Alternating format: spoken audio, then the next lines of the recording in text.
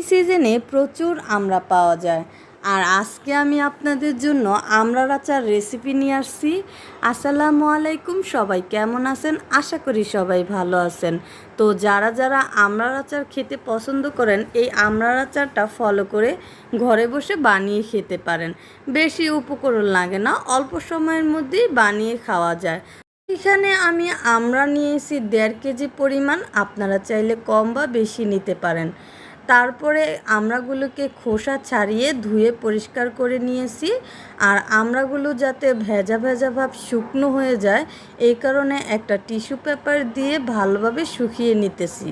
তো আপনারাও কিন্তু এইভাবে বানিয়ে খেতে পারেন আমড়ার আচারটা। পরে আমড়াগুলোকে ছোট ছোট টুকরো করে কেটে নিয়েছি। তারপরে 1 চা চামচ লবণ, মরিচের গুঁড়া দিয়ে ভালোভাবে আমড়াগুলোকে মিশিয়ে নিয়ে 10 মিনিটের জন্য রেস্টে রেখে দেব।